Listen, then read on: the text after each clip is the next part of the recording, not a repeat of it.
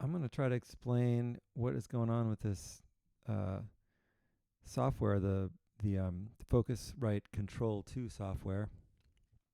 I struggled with this quite a bit before figuring out what was going on. It's actually pretty simple. The manual explains it very well, which is basically I'm just going to talk about what it says in the manual. So on the front, and I should say, okay, first, what I'm trying to do here is what I want to be able to do is in Ableton Live, I want to be able to listen to stuff coming out of the speakers, and at the same time, I want to be able to put my headphones on and try out some sounds, other things like that everyone else isn't going to hear. Okay, before I bring it in. So I got this my focus right here. I have the 4i4, the 4th generation. Okay, so right now I've plugged in the microphone into this input 1.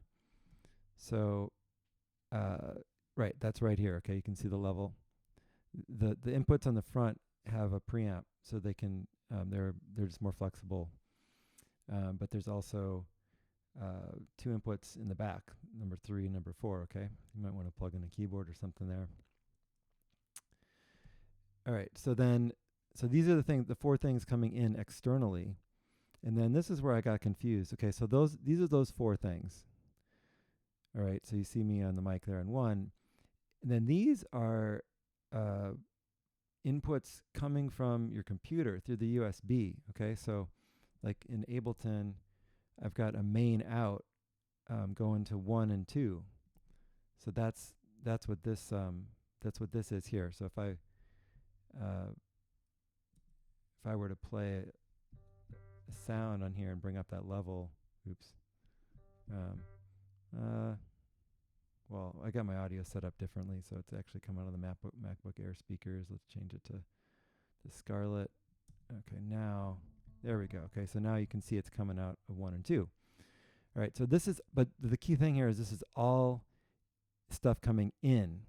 Everything here is coming in. Okay, so when you want to talk about where it's going, that's this part up here, routed to. Okay, so it's routed to outputs 1 and 2. So what does that mean? That means, okay, in the back of the box, it's got outputs 1 and 2. All right, so if I want to have some other stuff go to headphones, that's a different mix. So this is mix A. So my mic here and my keyboard are going to mix A, and coming out those 1/4-inch cables at the back, plugged into 1 or 2. And now if I want something in my headphones, that's this. It's mix. I set it up as mix B. And so mix B is routed to my headphones. So what I'm hearing in my headphones right now is this microphone. I'm not going to hear the piano, so you don't see it because the piano here is in the main. If I want to send something to the Q, that's going to be 3 and 4. So to Q, I'll turn on the headphones, so now it'll come out of the headphones, and I'll turn it off so that people don't hear it in the speakers. So it's just me that's going to hear it through these headphones. And the way it's set up now, right? So playback 3 and 4, that's this 3 and 4 coming out of Ableton in channels 3 and 4.